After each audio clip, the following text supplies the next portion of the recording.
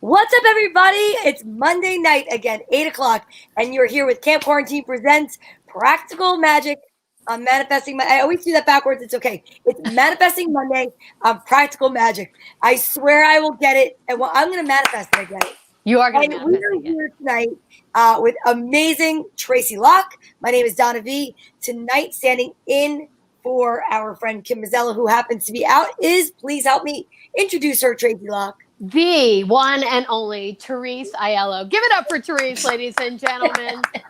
She's Terese Aiello, all the way from New Orleans.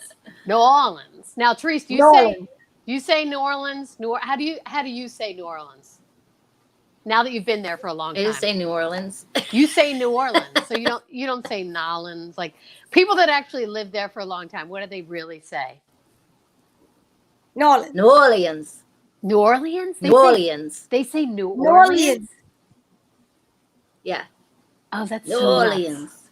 New Orleans. Now they'll probably be, if anybody's watching, they'll be like, they don't say that, but like, yeah, if you listen to some of the old timers, we're like New Orleans. New Orleans. That's crazy. Well, Donna and I and Kim, we definitely have to get down to New Orleans because there is so much magic in the air down there. I just know it. Anyone that I've ever spoken to that's been there has said, your Aunt Seal says Narlands, right? That's been there says it's like a magical place and it's got such crazy energy down there. So we're definitely going to have to get our butts down there. When you moved there, Terese, did you feel it like right away or did it take a while to kind of get used to the city? Terese is in China. You kind of blipped, sorry. Okay. So I was saying. I have horrible... Because she's in the swamp. Well, I will say this: in New Orleans, there's not the best connection, so that's okay. Because we have. Can I just say a couple hellos as they're coming in? Can I do that really quick? Go for it. Absolutely. So Christina Kimes is here. Eric Armstrong, Frank Simon, who's in from the hospital. He had another surgery this morning. Oh. Yes, my aunt is here, but Frank is doing okay. My text this morning was, "I'm alive." So for those of you just tuning in, we have Terese from New Orleans, and we're trying to see if maybe she'll catch up with a little, I don't know. Yeah, so we'll do a magical clap. Everyone, 1, 2, 3, magically clap. And if not, we need that clap. There it goes. Now she's with us. Okay. So I'm so excited to have Terese here with us today because she's watched Manifesting Mondays on Practical Magic, and she is one of the most magical people that I know. She's like you, Donna. She's like super into Abraham Hicks. She's into all the cool stuff. But we started talking this one day, and we were okay. So how it came up with Donna? Have you seen the TV show Dark on Netflix yet? No. Okay. Have you seen Stranger Things? No, because I'm afraid of stuff, except for when it really happens. Okay, you're afraid of stuff except for when it really happens. Anyway, you're like I think you're one of the only people on the planet that has not seen Stranger Things. Dark is a little more obscure, but Stranger Things, you have to see it. It's like a cultural must-see. But anyway, in both of the shows, they deal with dimensional time travel. So in Stranger Things, they call it the upside down world. So it's like, it's your world. It's the world that's happening, but it's like the negative. So it would be the light and the dark, like the yin and the yang. So when you go into the upside down world, everything's dark. And it's like all your fears, all the negativity is down there. And then above is all the light. And for this, and Teresa's watched both of them. And in this movie, TV show Dark, which is from Germany, they take it another level where you can intergalactically, not intergalactically, because I guess it is intergalactically, you can move times. So you can be literally in one time period and then go to another time period. So anyway, that was what we started talking about. And then we started talking about, what if alternate and parallel universes are a reality? And how do we figure that out? And have you ever experienced anything where you were like, wow, this is so crazy? Now, Absolutely. Donna, you have. Okay, go ahead. Talk about it. You want me to talk about it? Yeah. No, I want you to not talk about it. No. Well, you know why? Because you know why? Because I was being respectful and you're blipping and I wasn't sure what you said. I didn't know if you were throwing it over to Terese, our guest. No, I'm talking to you, Donna Vee. I've totally experienced it. talk, Donna, because I'm going to try to change my Wi-Fi really quick. So y'all talk. I'm going to try to change my Wi-Fi. Okay. Go ahead. I've totally experienced it. Good evening, Peter. How are you? Peter Bronston. All the way from Florida. Nice. I've experienced it a number of times. One of the times that I talk about quite frequently was when I dreamt about my grandfather the night before he died. Because it wasn't just a dream. I did not dream that he died. I actually dreamt about him coming and waking me up, seeing him, having a conversation with him. And there was no other way I could have known that he passed. And I was having a conversation at dinner with my mother, my brother, and my stepdad. And my grandmother, and I just got done telling them the conversation about the dream and how I saw my grandfather and how he came to me. And this is not a joke, so please don't think I'm making a joke out of it. But like the light that I saw on my grandfather was as if any one of us right now have stepped into a dark kitchen and you open the fridge and the light poured only on the middle of him. And the conversation was very clear. And again, also not to make light of it, my grandfather had throat cancer when he was younger. And so I never heard his voice. So he had a laryngectomy. Okay. And so in the dream, the conversation and his voice, although I can't really remember it 100%, was completely clear. And it wasn't the garbled voice I heard growing up. He had a conversation with me. He said, if you don't tell anybody at Claremont Hospital, you know, he asked me for a cigarette because I was younger and I smoked sometimes. And he said, if you don't tell anybody, I won't tell anybody where you are. And I was like, what? So I'm sitting at dinner with my mom, Vinny, and my brother. And that conversation just happened to come up at dinner. And as soon as I finished the last word of the conversation, the phone rang and it was my grandmother.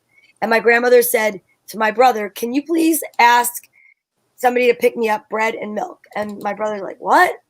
And in our household, like a lot of North American, Italian, whatever you want to call North Jersey, my grandfather went to the food store like every day, like it was his job. Right. So my mother, when my brother said, Nana said she needs bread and milk, it was like, you knew it was like a 911 call.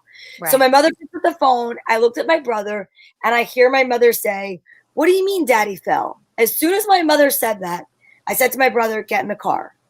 And we got in the car, and before my mother got there, I found my grandfather deceased on the living room floor. And it was the house I grew up in, but I knew.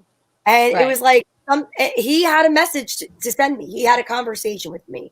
So I get there, and my grandmother was in shock. And they said, the police said, if it was anyone younger, they would have investigated her for foul play because he probably was there for like 3 days. But she was in shock, and we didn't know it. She had Alzheimer's because he had her in such a schedule. So when I went, I saw my grandfather. My brother called 911. It's funny because my brother was actually he volunteered for the squad, the EMT squad in Bloomfield. Right. So he was bound to see many more worse things. But when it's your family, it's very shocking. Of course. And because of the fact that he was a neck breather, when they said, well, can you please try to resuscitate him? My brother got really disturbed by that. And he was like, no, so it was just very strange. But the point of that whole thing is like, I truly have had stuff like that happen in my life more than once. And like, I just knew, So I don't know. I can ask Terese if that would be considered parallel, paranormal, just intuition. I don't really know, but I've had dreams like that, especially before somebody dies, like quite frequently. Well, I think you have so much a psychic ability that you haven't even tapped into. I think there's so much to you just on stuff that I know that you do that it's just interesting. So Terese, based on that, where would you categorize that? And we're not making you an expert. I'm just saying we're just having, talking about it. She's frozen. Yeah. How about Christina Kimes used to be a paranormal investigator? Get out of here. I love Christina Kimes. Are you kidding me? We're going to have to get her on. We totally have to get her on. Well, while Terese works that out, I want to ask you, Donna, because see, to me, that seems like intuition. Like what happened to you seems like an intuition. But I don't know, because do you feel like that it was that it actually happened? Meaning, I'm just trying to figure out the timeline. I feel that he had already passed, and he wanted to get a message to me, and that was how he did it. And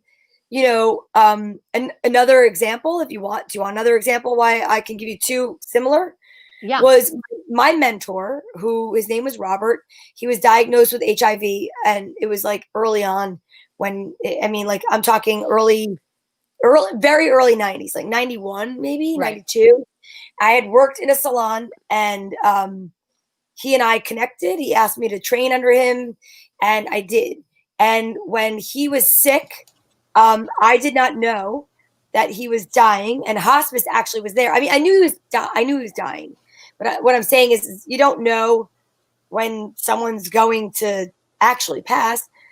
And his mother was very sweet. We left. I think this is like totally ghosts playing tricks on us, and I love the fact that I'm still here and yapping away, and Terese is there. But anyway, my mentor. What's the matter? Oh no, keep talking. I can't. I'm trying to get my internet to work. Sorry. That's okay. I really do live in a swamp. You do live in a swamp. Keep talking. And keep telling your story. No, if I knew how to make, I don't have the account that can make what you call it, Zoom live. I would have ghostly entities. We got some tricksters. Tricksters. This is crazy. Oh wow. Okay. So finish what you're saying. I got cut off. So my mentor was ill. Yeah. And I was in the hospital with him, and it was very similar to how things are going now, as far as everybody being afraid. Right? Hi, Dawn Maloney's in the house. Dawn. And so my point of the story is that there was no way that people understood HIV or AIDS at the time. Everybody just knew to keep away from each other. And I was not fearful, because I knew that that's not how it worked. I laid next to him in the hospital bed, spoke to him, whatever. And then when he was finally removed from the hospital, his mother had hospice come into her house. She invited me. At that point, I'd only known him. I didn't know his family. A lot of things we take for granted right now because of the internet. But like back in the day, sometimes you just only knew somebody's first name. You didn't even know their last name, because what was the reason to know their last name? Like now we do, because everybody's on Facebook and public forums and whatnot. Right. So I went to the house and fell asleep, at night. Right. And it was before big screen TVs were even invented. Mm-hmm. And I was laying on his mother's couch. And the next thing you know, in my dream, if you will, he was a DJ. Okay. And I heard this amazing club music. And then all of a sudden, what looked like a large screen TV went to snow, like the snow. And as soon as it did, I kid you not, I sat up and I walked in and I watched him die. And I swear to you, it was him saying, "You're going to miss it if you don't get up." Like, what else would possess me to have this dream, right, or whatever it was, of club music on a large screen TV, which didn't exist at that time? And then it went to snow, and the snow startled me, sat me up, and I went into his bedroom, and I literally watched him take his last breaths. Wow. So you've been in the room when someone passes to the next dimension. That's amazing. I have never. And did you feel it? Like, can you viscerally? I know these are crazy questions, but I'm going to ask. No, it's not crazy. It's not crazy, because I stroked my grandmother's hair before I gave her permission to take her last breaths. Right. So like, what I've always said to people is, whatever you believe in, whatever religion, race, creed, whatever you want to call it, there is an amazing thing that happens when you witness somebody passing. Like I really would love, obviously I birthed 2 children, rubbing her head and like telling her it's okay to go. And the most amazing thing is what happens when people die. They lose their color. And I believe that is where the aura and the spirit comes from. Why there's color to someone's aura. I've always felt like this. I know that sounds maybe to some people strange or That doesn't sound strange. That But when sounds. you see it, and when I watched my grandmother die, and like literally, you just see something so profound, and to see the fact that they lose the coloration in their skin, to me is the spirit leaving the body. Wow. I didn't realize that right away you would see the color go. Oh, you see it like it's like when they take their last breaths, it's like they breathe it out and they're like, oh, and it just, yeah, it's very peaceful. So wow. yeah, so there's somebody right now, Peter, twice with two different experiences. My father's was so shocking and he was in such distress. My grandmother went peacefully. And Christina said, I am what is called sensitive. Right. And Christina said she has videos that we love. My aunt says, there are many parallel universes. While I sleep a good length at night, I wake up tired, remembering all the stuff I did during the dream state with other people I know, both living and dead. It happens to her a lot. Wow. That Yeah, is fascinating. Terese, are you with us? Can you hear what's going on and see the comments? Yeah, sorry about that. I had technical difficulties, so I have to use it. Now you're clear as a bell. Now you're clear as a bell and you're synced up and you're great. So did you see that? I can't coordinate my camera to make it look like I'm looking at anybody but the ceiling.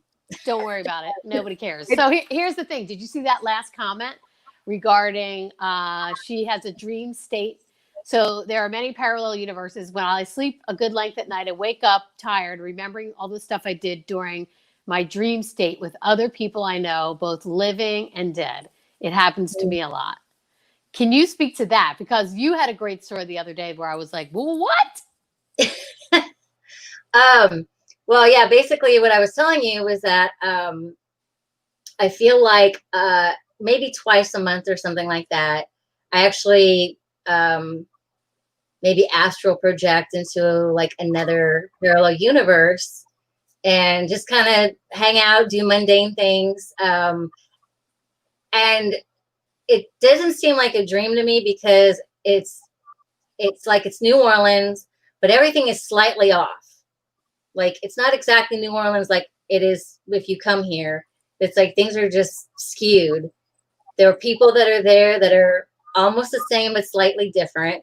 Like the events are the same but like more over the top or slightly different. And when this has happened, I'll sleep like 13, 14 hours. And I normally sleep about 6 hours a night. So wow. that's so yeah. When you're there, like when you feel like, okay, do you know it? Like, are you like, oh, okay, I'm in this different state or different part of New Orleans? Like, that's what I'm wondering. Sometimes do you ever have a dream? I've had a dream where I'm like, oh, I'm dreaming. Like in the dream, I think I realize that I'm dreaming. And I've had those too, where like I know I'm dreaming, or like I'm like, oh, I'm dreaming. I got to wake up, and then I'll wake myself up out of the dream. But like usually, the first couple of times in these particular instances, I would just be walking around like not really realizing, and like I didn't feel like I was in a dream. I felt like I was there. Like, why is why is Chuck's bar called Jerry's? This is so weird. I thought it was something else. You know what I mean? Like not really understanding why things that you're used to are slightly different. So how did you come to the conclusion of what it was? Meaning, I mean, I don't know if that's what it is, but that's what it just feels that way. It just feels like I just simply don't wake up. Like I'm literally living my life somewhere else as a version of me in this other world. I don't know where the me of that world is at the moment, but I am there, and people are talking to me like they know me. And most of the people I know, but it's like, and you feel totally familiar. Like, when you're in that state, does it feel like there's any alarm to it, or no, this is good, I'm fine, everything's okay? Just one time I was like walking barefoot in this bar, and I was like, why in the hell am I walking barefoot, and what happened to my shoes? Because me in this world, I walk barefoot all over my house and my yard, but no way in hell would I walk barefoot in any bar in New Orleans. I mean, or anything, you know what I mean? Yeah, exactly. Well, I think it's just a fascinating thing that I have a recurring dream where I'm in a city but I don't know what city it is. But the city's familiar to me, but it's not a city that I've been to because I can't place it. So I've had like 4 or 5 dreams where it always happens in this city. And it's always the same place in the city. It's in like I think it's a European city, but it's not a city that I recognize that I've been to, right? Because it's like got a big like piazza or square in the middle of it. And I'm always in the square and I feel comfortable there. It's not like I'm lost or anything. I know where I am, but I'm like, oh, I'm here again in this city. In my dream, I'm like, I'm here again in this city, but I don't know what city it is. And in my dream, I don't know what city it is, but I know that I'm familiar with it, right? Does that make any sense? It's like it's like a familiar place, but I have no idea where it is. And I've never go ahead. Donna. I was going to say, when I went to, I took the kids to Italy, right? And I took them to, where the hell the gondolas, I can never remember the name of it. Venice. Thank you. I will tell you, when I got off of we took a tour. I got off the tour bus and we had to get into these water taxis. The minute I got into the water taxi to go to Venice, I knew I was there before. Like, I'm telling you, I felt at home. I felt I was there. I've had that in very little amount of spaces in my life, but that place in particular, I don't know if it was because it was surrounded by water and I'm Aquarius. I don't know what it is. I know I'm an air sign, water bearer, but like I felt at home there. Like right. I said it to my kids. I'm like, this is so bizarre. Does anybody else feel like they've been here before? Because I feel like I belong here. But as far as astral projecting, that is incredibly cool. And I've done it involuntarily first. And again, then tried to actually do it. Like bought a book, did the practice, try to do the breathing, tighten your toes, release them, tighten your ankle, really like the whole thing. But the first time that I ever astral projected, Terese, was after a traumatic death of somebody I loved. I'm telling you, it is kind of spooky and scary, but not because I believe in all of it. That so many of these things always happen to me around the death of a loved one. Like my grandfather, I don't know if you heard that before, but the premonition dream, like not a premonition dream, but like a dream conversation. Then waking up to see my mentor die. And then I had a traumatic experience where I was dating somebody. I was 20, he was 23, and he was supposed to pick me up for a date, and he never showed up. He died. And it was very soon after that I completely first astral projected, was above sat up in my own body. There was a mirror across from me in my bedroom as a kid, as a teenager. I saw myself laying down, and it freaked me out. And it was the coolest thing ever. And I literally sat up, and I was like, his name who passed away was Mark. And I said, I was like, Mark, I felt somebody lift me up from under my armpits and like literally like a rag doll sit me up. And I swear it was him. And you'll never be able to tell me it wasn't him. Right. Because in my mind, that's my peace. And sure. But like, it was the coolest thing ever. So for those of us that don't know, I don't actually really know, what is astral projection? I've heard of it, but I don't actually know what it is. Wow, look at that. Peter said he watched himself working on his father. Oh, yeah. So go ahead. If whoever wants to take that, what astral projection is, go ahead and take that. Terese, you want me to talk about it? You want me to talk about it, or you're going to talk about it? No, you go ahead.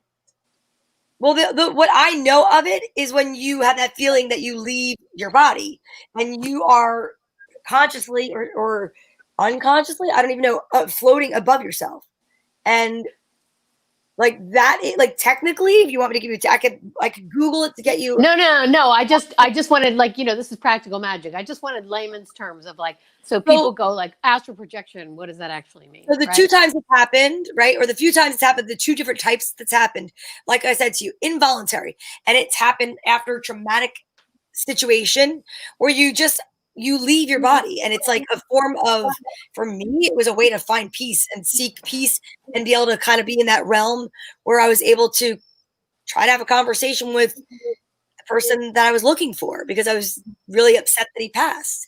And then the time that it had happened after I practiced it, and it's happened to me when I'm really exhausted, when I'm really tired, when my body needs a break. And it's like mentally, my body is just like, all right, we're going to take it from here. And I feel myself. And it's like you slip up like a piece of paper, like a tissue paper version of yourself, and you just float. Wow. That is fascinating. I woke up one time with like my nose on the ceiling. Yeah. So That's wait, amazing. And I Therese, just like pushed back. I was like, bloop. so explain to me, Therese, when you've had it, what the experience is like. It's like you feel yourself go, but are you ever scared? Like, oh God, this is it. I'm dying. Like, does that ever feel like that? I mean, the one time when I found myself on the ceiling was like I would say a contained experience, whereas the other times I was in my early 20s, Mm-hmm. and I don't really remember I didn't do it consciously, but like I would leave and I would go fly places. Like I would go, for some reason I would always go to my old street where I grew up. Okay. And it was nighttime there too, and I would just be, I don't know, I was just going up and down the street and above the park, like, oh yeah, like, and it was all so quiet cool. and kind of peaceful. And I would go above like snowy mountains. I mean, I'm gonna say the Alps, but I really don't know if it was the Alps, but like big snowy mountains, and it was just quiet and peaceful and very clean, And then would you have, okay, astral traveling is your spirit exiting your body while you're alive. Your physical body remains where it is, but your spirit travels. Okay, so both of you have experienced that. I've never experienced that. So my question is on a practical, because it's practical magic, are you ever fearful? Are you ever like, oh God, this is it? Because that's what I would be afraid of. I'm like, oh, wait. Or is it something that feels super comforting where you're not that like, wait a minute, I don't want to die, that kind of thing. You go first, Terese, this time. Oh, I mean, for me, it was like, I loved it. I couldn't wait to go and do it again and again and again. And it got to be where in life at that point in time, I was not, I wasn't what I would say consciously depressed or anything like that. And I wasn't like what you'd call suicidal, but I was like, I don't really have to stay here because over there, whatever's happening, it feels really, really good. And I like how I feel over there than I do over here. And then I was like, whoa, that feels suicidal. So I don't want to do this anymore. So I stopped. I told my mind whatever was allowing me to do it, I would not allow myself to do it anymore and get caught up in the feeling, because the feeling was way better than the earthbound feeling. Wow. That's so interesting that you say that, because I don't really get to talk to too many people that have had similar experience. And I will say this, that there's been a couple of times I remember where it was scary, but I didn't think I was going to die. I just knew that there was a different feeling from the peace and the like the peace and light and safe feeling. And then there was a dark feeling. And that happened maybe like 3 times. And like where I literally had to talk myself out of it. And like I would breathe and I would just say to myself, nope, we're not going. And you had to go back. And it's very interesting because as I was going to say that, my aunt wrote, and then have you ever woken up with a real jolt to your body? It's been said that your spirit re-enters your body, and it's not scary. But I will say from my own personal experience. You have something coming up on your calendar. Sorry. What? Oh, go ahead. I have it's a ghost standing next to her. Don't worry about it. No, but the weird thing is, like, there have been, I could say that I could count on one hand, like 3 times where it's been, where I've said, no, we're not going, because it was like a dark situation, and I definitely did everything I could to wake up, and I would wake up and feel like somebody was holding me down. Have you ever had that, Terese? Yeah, yeah. I mean, I have these experiences sometimes where I don't know if it's like a ghostly thing, a parallel universe thing, but I've had experiences where like I'm in bed and I open my eyes, and like one time there was, I don't want to say a demon because it really wasn't really like a demon, but it was just this sort of monstrous figure, and it reached dark down. Figure, like a dark outline, or did you see a face? It was like a thing with like big long fingers, kind of a thing, and it picked up my hand and it bit my hand. Let me put this on my camera. It bit my hand, and I felt all of the teeth go through my hand and pierce it. And I screamed really loud. And of course, I woke up my boyfriend, and he was like, whoa, whoa, whoa. And I was like, ah, no. And then I realized like it wasn't in real life, but I felt that pain, and I felt each and every tooth go into my hand. So I don't know, that was kind of a dark again, I don't know if it was like an astral projection or, you know, what exactly that was, but Yeah. I don't know if that answered Very. Wow. What is it? When I was younger, I actually saw an angel and also a demon. That's pretty wild. And she I does, took, yeah. but what were you going to say, Don? No, and Christina's the one that does all of the paranormal stuff. So Yeah, that's we're definitely going to have her on paranormal. That is fascinating. I told you that I had a dream where I saw an angel. Is the craziest dream I have ever had in my whole life. And it was so real when it was happening. And those of you that know me know that I don't have any formal religious training because my parents were two different religions growing up. And at that time, the families were like so upset that they married outside of the religion that I wasn't raised anything. So the reason that I give you that information is because when I had the dream, there were so many biblical terms in the dream that they used and names from the Bible that I have no ability. I mean, I may have heard them in passing, but they were obscure things. And then when I woke up, I was like, "This is so bananas," and I wrote everything down. And the angel was Gabriel, so he said, "I'm Gabriel," and I didn't know if there was an angel Gabriel. I just was like, "Okay, I have to write down everything he said." But it was a that's fascinating amazing. experience. Yeah, it was a fascinating experience, and I woke up and I was like, that was so real. That really happened. It was so real. So I'm just trying to get a gauge on when you feel like alternate universe as opposed to a dream, as opposed to like a trance state, like what's the difference? Do you always have the altered state at night, or does it ever happen like in the middle of the day where you're zoning out? Because I've had things where I've had the deja vu where I have been somewhere and I'm like, I know I have been here before. I know it, but I know logically that I've not been here before. And I'm like, God, one example was just like you, Donna, when I traveled to Greece, when I went to the Greek islands, I was like, I feel so at home here. I've never been. I don't have anyone in my family that's Greek. I didn't even know any Greek people growing up. We didn't have large Greek populations where I lived. And yet I felt so comfortable there. The food, when you travel, a lot of times the food is like you have to get used to it. And I had and I love the food. I love the culture. And the craziest part is Greek is such a crazy language. People say it's Greek to me. I started picking it up and people were like, whoa, you're really good. Your accent is excellent and you understand. And I was like, this is so bizarre. I'm telling you, I was That's Greek in a past life. amazing. Yeah. Past life, definitely. My aunt just said the same thing as you said it. You may have been there in a past life. I know, which is so crazy. Have you guys ever tapped into that? Have you ever done anything to try to tap into that? Oh yeah, I've had past life regressions. I've had. Oh, you have? Yeah. Oh, do tell. What's that like? Well, I mean, so I'm not going to share online one thing. I'll tell you guys offline, but most of the lives I had were like very mundane.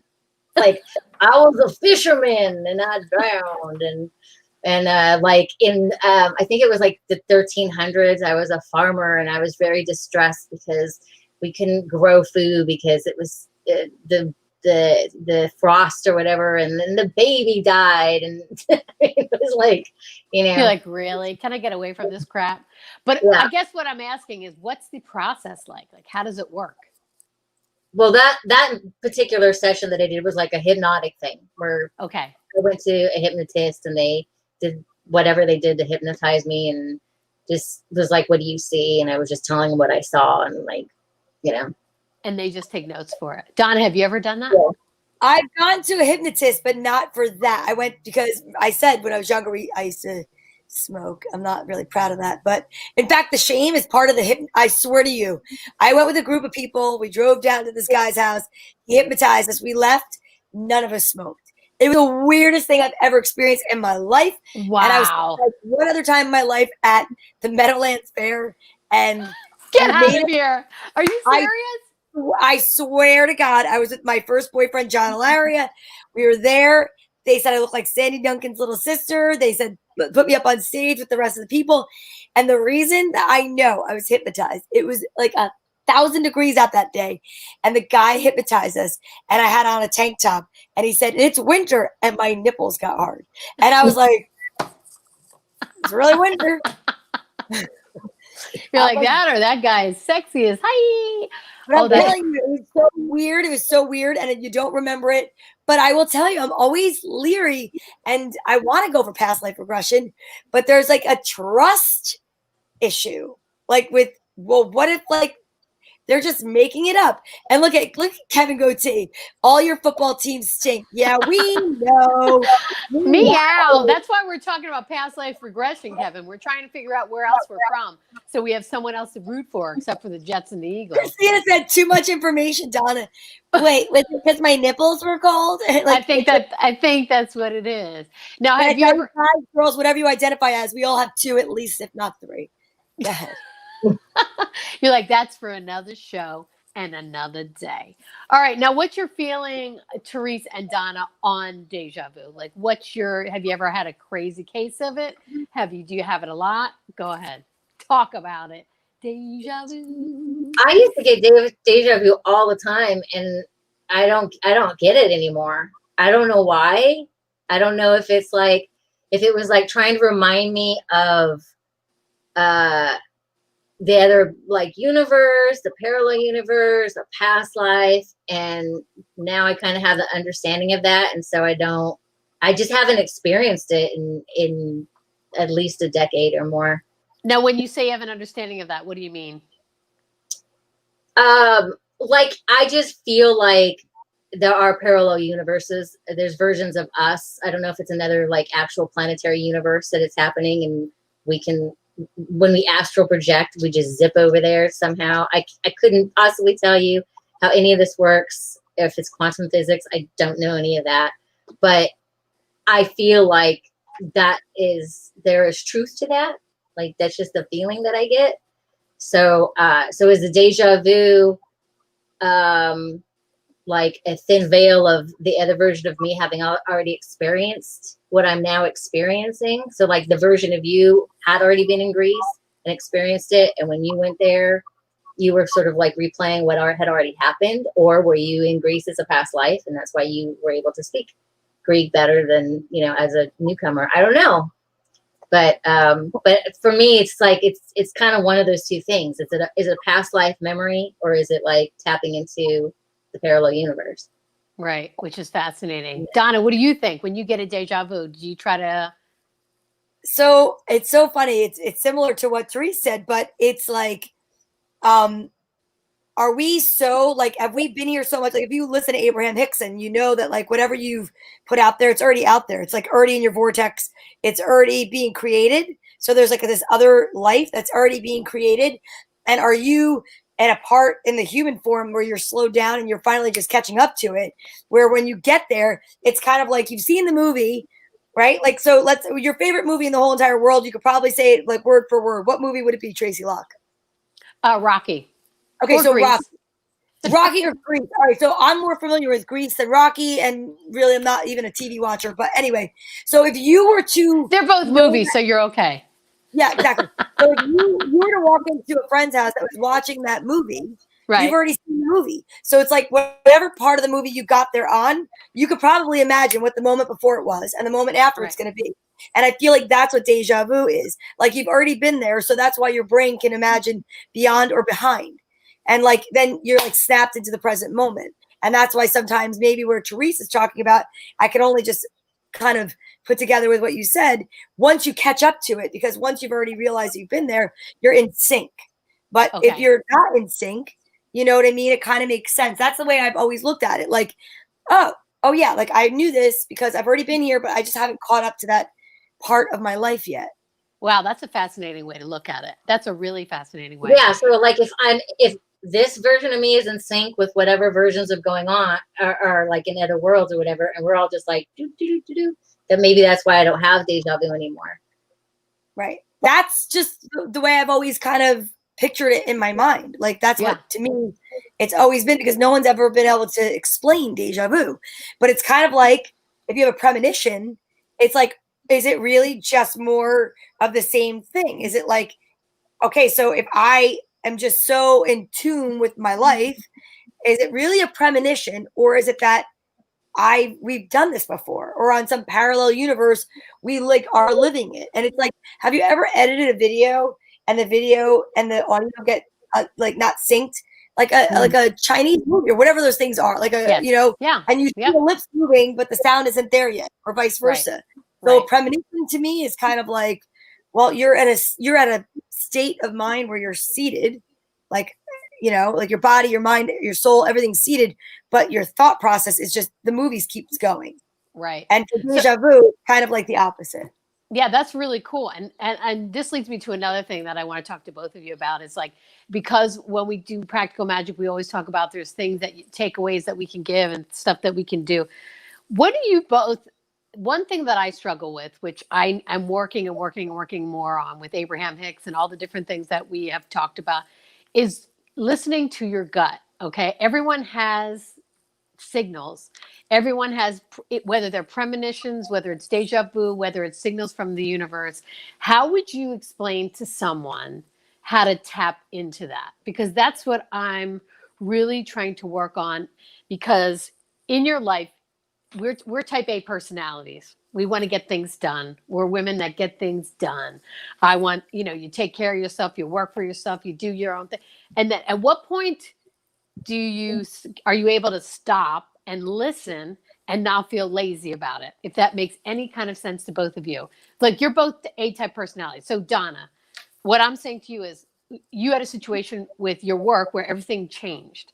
I would assume if it were me, first thing I'd want to do is try to control everything and be like, okay, I got to regroup. I've got to change this. I got to change this. I got to change this. I got to change this. When I listen to Abraham Hicks, a lot of times the best methodology is to just go, okay, let's take a breath. So for instance, what's happening with me, with everyone that's an entertainer, with COVID, you can't entertain anymore that much on a scale that's feasible to earn a living. Now, what do you do?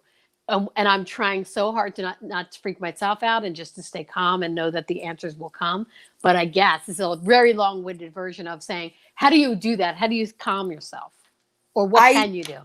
I give over the control. So, for instance, one of the things I could tell you about the salon, and I think why it's becoming more successful, like, I think that there's this like spiral, right? Like the vortex, like Abraham Hicks talks about, and it's already there. Like, there's really nothing I have to do. It's like a self-cleaning oven.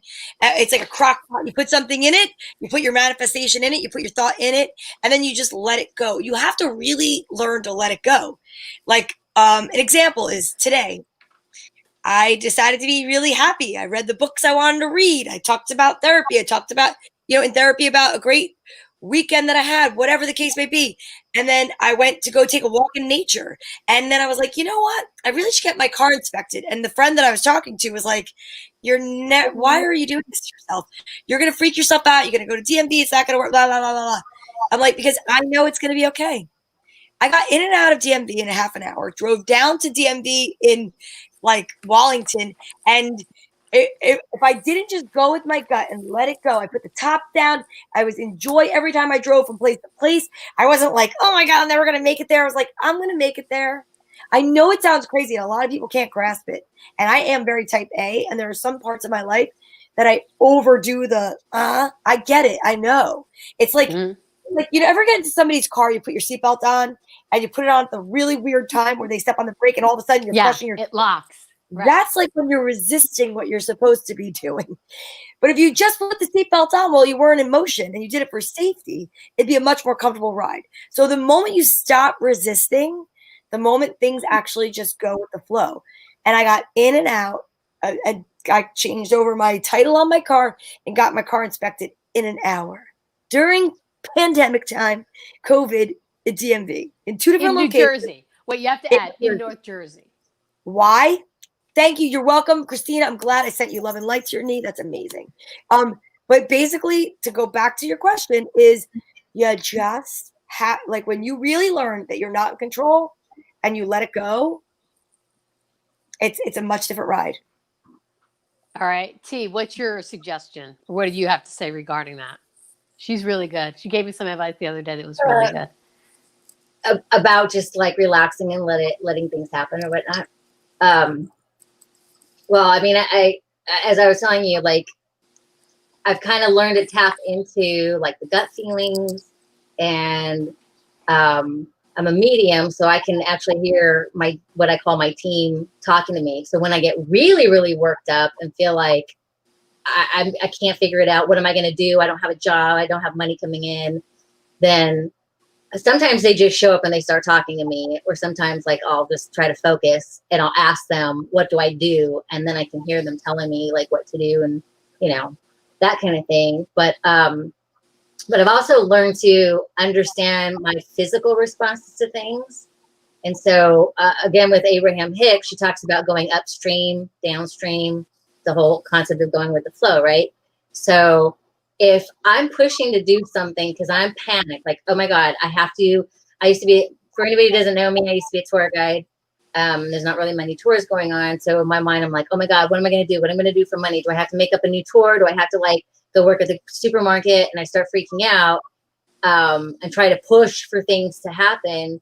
I personally get, it's not really a tightness in my chest. It just feels like I have a very tight coat or something on me that's very uncomfortable. And I in the past would ignore that, and I would keep pushing and keep pushing and keep pushing. And all you're doing is you're trying to row your boat upstream, and the water's trying to push you downstream. And you're like, but I really want to go this way, but I really want to go this way. And it gets harder and harder and harder, and you get more and more exhausted. That's the physical feeling that I get. And then I go, oh, I'm trying to go upstream. Okay, well, never mind. I'll just let that thing go, because something better is going to come along. And I just trust that the big picture of what I put out there is going to fall into place. And again, I know what Donna said, like, people can't wrap their minds around that. But like, I focus on financial abundance. I get residual checks at least once a week now. I have since March, when COVID hit. Like, I started to panic, and then I said financial abundance, and I just keep getting residual checks, and stuff like that. So when you say I said financial abundance, what do you actually mean? Like, you literally talk about it out loud, or you write it down, or because one of the things on Practical Magic, which you don't know, is we try to give the audience something tangible that they could actually be doing. And that's why a lot of people, get so overwhelmed, because it's like, wow, this feels so big and over the top. So if you have anything that you do physically, you can share it.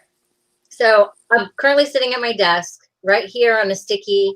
Let me figure out where my camera is. Yep, that's where it is. I put this on here like 3 years ago. I have one like in my bathroom. Any place that I could see it and casually look at it to remind myself to focus on financial abundance. I do like meditations where, like, I have like my vortex room, and I go in there and I throw the things that I want in my vortex. And so one of the first things that I do is I'll show up in there with, this is going to sound silly to some people, but I visualize I'm standing there with a wheelbarrow full of money, and I start tossing in handfuls of loose money into my vortex. Then I start tossing in packets of money, like you see, like movies and stuff, and they got the packets of money. And then sometimes I just pick up the wheelbarrow and I throw the whole damn thing in. And I just visualize watching all of that money just going up into the vortex. And that's how I focus on receiving financial abundance. I don't care where it comes from.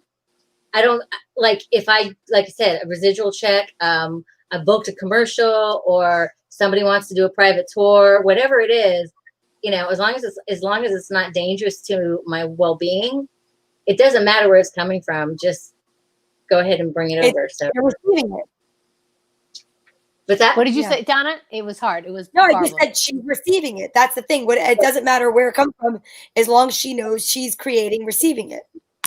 So you would say things that you want, you can write them on stickies. You can put them up and just put them out there, so that your brain, is constantly looking for the things. Because I know one of the things that Abraham Hicks talks about, and just Wayne Dyer, and it's like you bring what you focus on. What you put your energy into is what you're going to bring. I just think that's a really valuable tool that you guys probably take for granted because you know about it.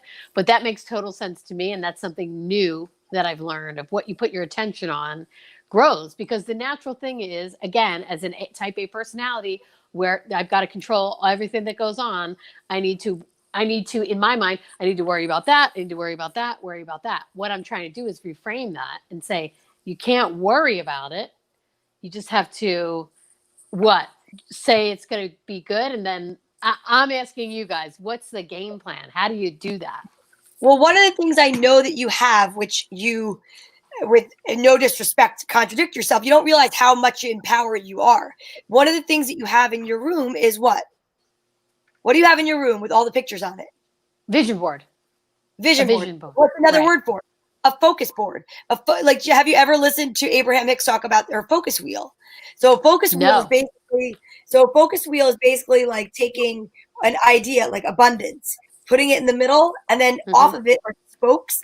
And if you Google, for anyone out there that doesn't know, I know we're saying it, I talk quickly because I'm from Jersey, but focus wheel and Abraham Hicks, you can find free information on YouTube. You can find so many different things.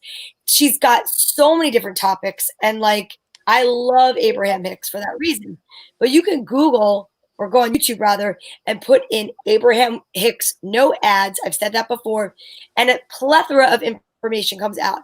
But if you want to learn how to focus more and go into more depth with what we're talking about, if you put in Abraham Hicks focus wheel, and you should check it out, Tracy, because it's basically like taking on a piece of paper in a circle, like a wheel, right? In the center of the wheel, like you would have in a hubcap, you would write whatever it is. So let's just say you want to write variety show. Right. And then all the spokes that are coming out of it are different keywords that would help you get it, or things that would make you feel like joy, abundance, whatever.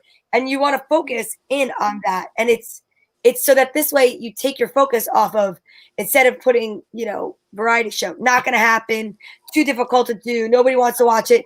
Like, that's the negative part of it. Of course, sure. The positive parts of it. Right. So you'd physically write it down and then put it somewhere where you can. It's like scripting. Right. And then put it up somewhere. Also remember to focus on the feeling you would have once it's received. So, for example, going back to the financial abundance, how does it feel when you get that check in the mail, or knowing that, oh my God, I got this job, so I'm going to be fine. I can pay my bills, and you have a calmness and you feel good about it, right? So whatever it is, just focus on that feeling. So when I focus on financial abundance, I just feel like a calmness. I feel a release. There's no stress. I don't have to worry about anything. Everything's going to be taken care of. I feel fine about it. When I visualize, acting gigs or whatnot, I feel like the excitement that I feel when I'm on set. So whatever that feeling is, the newness of it, the mystery of it, the excitement, I focus on those feelings and how it would feel when the things happen.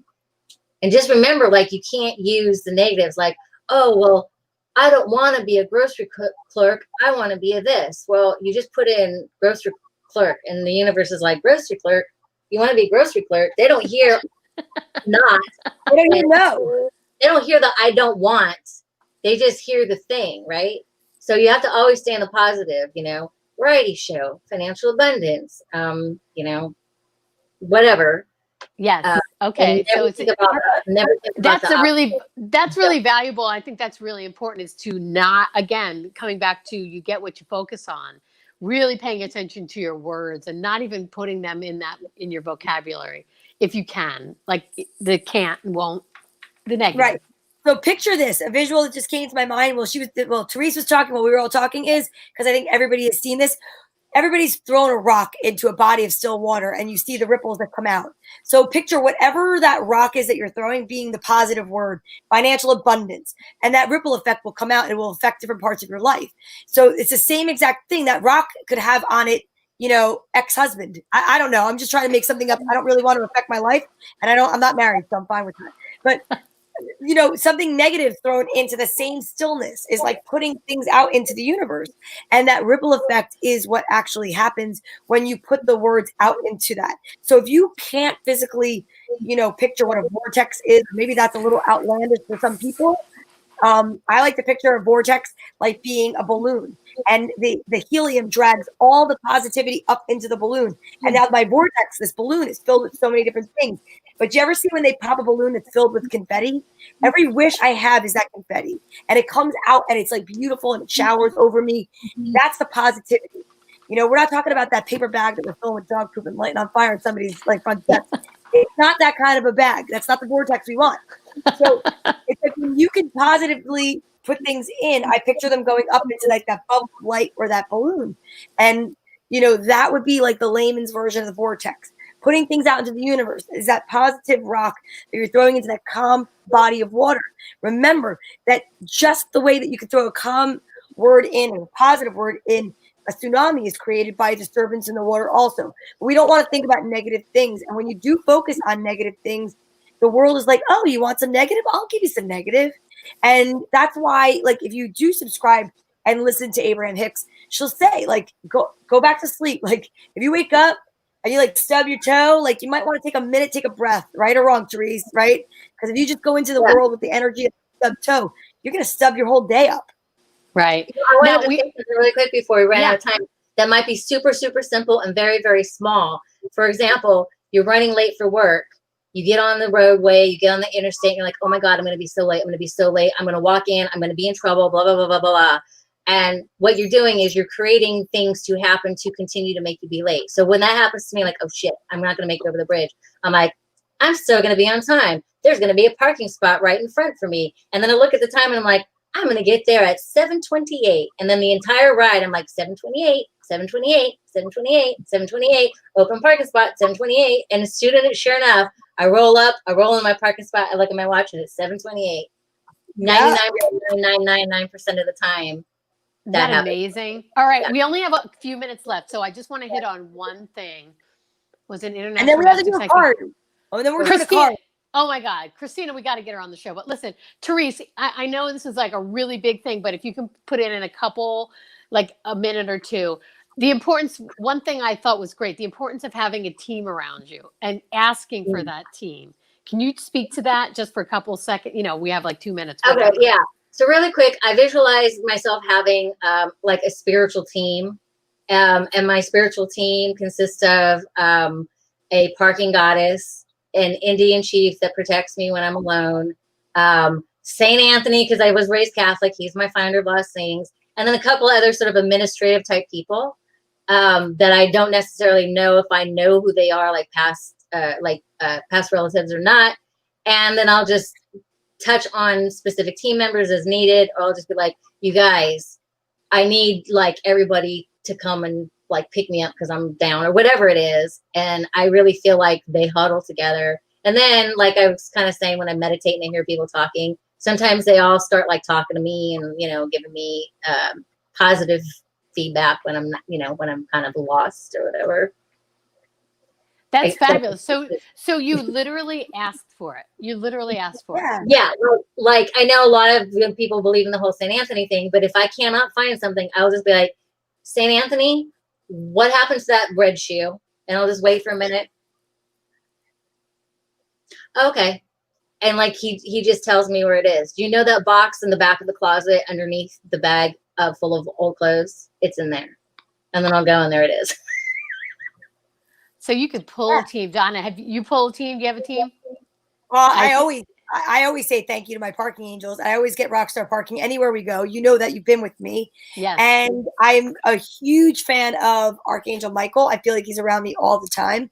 And it's funny because I know that right now Kim is not here, but Kim talks about that all the time. She has a team around her. And I think to me, I don't find that obscure. I find that normal. And yeah, and I'm shuffling cards as we're talking about it because I just have this feeling that the support card is going to come out for Terese. Like I picture like this like group of people like holding hands around her, like in this chain around her head. And it's just very like ethereal. It's very cool. Ooh, I can't wait. All right. So T, what you don't know, may or may not know, at the end of the show, we always pull cards. Donna pulls cards. So she's going to pull them for you, but Donna, go ahead. You take it over. Do your thing. Dawn says she's had a team since she's a little kid, and I totally love that. And Terese, all you have to do is tell me when to stop, and then I'll stop, and then I pick the top card and the bottom card. Stop. Okay. You feel that's good? Okay. Yeah. All right, you ready? Here we go. Manifestation. It's Monday, manifesting Monday, so that's funny. Look at that. She pulled a manifestation card. Underneath card. Are you ready? Yeah. Oh, It's playfulness. Which you look very astral projected right here. Yeah. So you need more playfulness in your life, T. I Playfulness do. and manifestation. And you know what's Wow. funny? Because you do need that because you like that whole idea. And I love the fact that you're a medium and I never knew you were a medium. And we need to like just talk about that for like an hour. I know. I Yeah. find that fascinating. That's what I'm saying. How There's so old were much you to. when you first, wait, how old were you when you first realized that?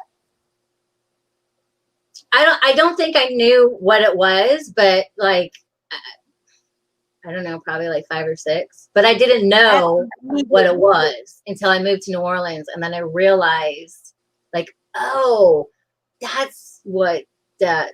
Okay, you know. That's cool. Tracy, you say stop when you're ready. All right. Stop. Okay. And I saw that Frank wants the 5th card, and I'll get to you, Frank. And my aunt says we all have a team. We just need to pay attention. And I do believe that's true. Yes. Open your eyes and pay attention. Yeah. All right. You ready, Trace? I'm ready. Top card. Music. La la la la la la la la la. You know that's always good for me. Music. Get those tour shirts out. Yes. You make up those songs all the time, though. I know.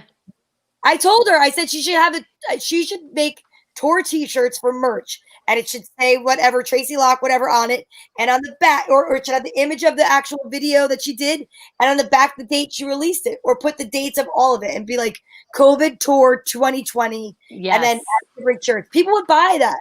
I know. They're in the works. I actually have more news about that, but go ahead. Let's see what's on the bottom. Okay, fine. You ready? Yes. Oh, Website. answered prayer. Whoa! Here we go. Oh, that's pretty awesome. wonder I'm what that excited means. about that. Tom I'm writing that down. I wish I Answered was prayer. medium. Tom Jelly, you're so silly. He's know so what you look cute. like. All right. I He's feel a- like he's- I'm going to get it for you both. All right. I This feel is like you, I'm going to. Donna. All right. I'm just going to stop because one just moved. So it moved. Ooh, it moved. See, divine guidance. I love that. Wow, very cool. And it moved on you, so you're definitely getting divine No, guidance. this one is the one that moved. Oh, this is the one that moved? Oh, truth and integrity. I love that. Oh, very cool. Very cool. Frank Now, Simon asked Frank. for his card. So we have to Of do it. course. We have to give Frank his He card. always does. He's in the hospital right now. He's watching us from the hospital. He had surgery Oh this my morning. God, I love Frank. Thank you, Frank, and God bless. And we're sending you good mojo, 1, healing 2, mojo. 3, 4, 5.